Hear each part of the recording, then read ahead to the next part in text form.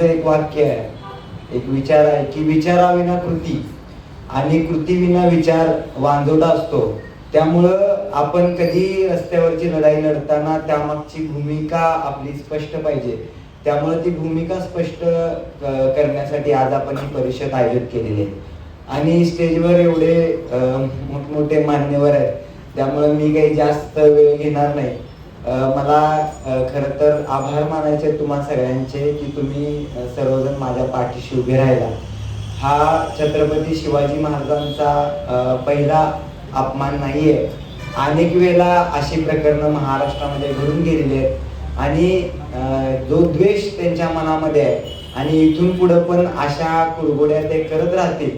त्यामुळं आपल्याला आपली ताकद वाढवण्याची गरज आहे. कारण 22 तारखेपासून आम्ही जे अनुभवतोय त्याच्यावरनं खूप भयान परिस्थिती आहे.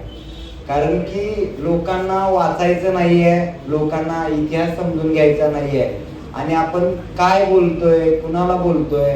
म्हणजे एक उदाहरण फक्त मी तुम्हाला सांगतोय की शाहू महाराजांनी माझ्या बाजूने एक स्टेटमेंट केलं, तर त्या खाली कमेंट जर बघितल्या त्या संजय गायकवाड यांच्या समर्थकांच्या, तर ते प्रचंड घाणेरड्या शिव्या कमेंट वगैरे करतायत. म्हणजे त्यांना छत्रपती शिवाजी महाराजांपेक्षा तो रात्री दारू पिऊन लोकांना शिवीगाळ करणारा आमदार महत्वाचा वाटतोय आणि ते शाहू महाराजांचा अपमान करतायत, गादीचा अपमान करतायत, नाही ते बोलतायत. खरं तर आपल्याला काही कुणाला ट्रोल वगैरे करायचं नाही, आपण भूमिका घेणं गरजेचं आहे. ज्या वेळेला अशा पद्धतीच्या ट्रोलिंग होतंय त्यावेळेला आपण पण त्याला उत्तर तेवढ्याच ताकदीनं देणं गरजेचं आहे आणि ते आपण इथून पुढे द्यावं अशी मी तुम्हाला विनंती करतोय. आणि त्यांनी मला एक धमकी दिली होती की तू इथून पुढे शिवाजी कोणताही पुस्तक वाटताना दिस. तर त्या धमक्यांना आम्ही काही भीक घालणारे लोक नाही, आपण सर्व चळवळीचे लोक आहेत. तर तो चुकीच्या माणसाच्या नादाला लागलाय. त्यानं कुणाच्याही नादाला लागावं, पण चळवळीत काम करणाऱ्या कार्यकर्त्याच्या नादाला लागू नये. आज 22 तारखेपासून आपला संघर्ष सुरू आहे आणि आपण सर्वजण पाहतोय की सर्व पोलीस, सर्व यंत्रणा कशी त्या सत्ताधाऱ्यांच्या इशाऱ्यावर नाचते. कारण की फक्त एवढं मोठं प्रकरण होतंय, छत्रपती शिवाजी महाराजांच्या नावावरून तो शिवी देतोय, स्वतः शिवाजी महाराजांचा एकेरी उल्लेख करतोय, पानसरे जे स्वातंत्र्य सैनिक होते त्यांना हरामखोर म्हणतोय, मला आईवरून बायकोवरून शिवीगाळ करतोय. पण तरी सुद्धा फक्त एनसी स्वरूपाची कलम त्यांच्यावर दाखल होत आहेत. हे अत्यंत दुर्दैव आहे. ही लढाई ही फक्त सुरुवात आहे. उद्या आम्ही हायकोर्टामध्ये पिटिशन दाखल करतोय. खूप आपल्याला लढायला लागणार आहे, कारण की सगळंच त्यांचं आहे. सत्ता त्यांची आहे, पोलीस त्यांची आहे, यंत्रणा त्यांची आहे, सगळं त्यांचं आहे.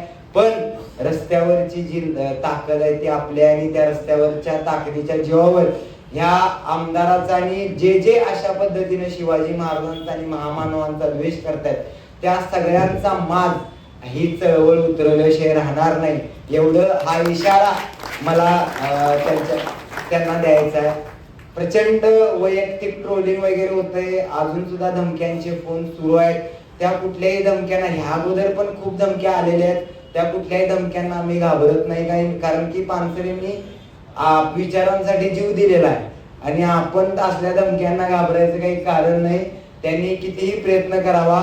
इथून पुढच्या काळामध्ये फक्त या एका वर्षामध्ये शिवाजी कोण होता या पुस्तकाच्या 10 लाख प्रती संपूर्ण देशभर आणि तेही 24 भाषांमध्ये वितरित करण्याचा संकल्प आम्ही जाहीर केलेला आहे. त्या संकल्पामध्ये तुम्ही आम्हाला मदत कराल.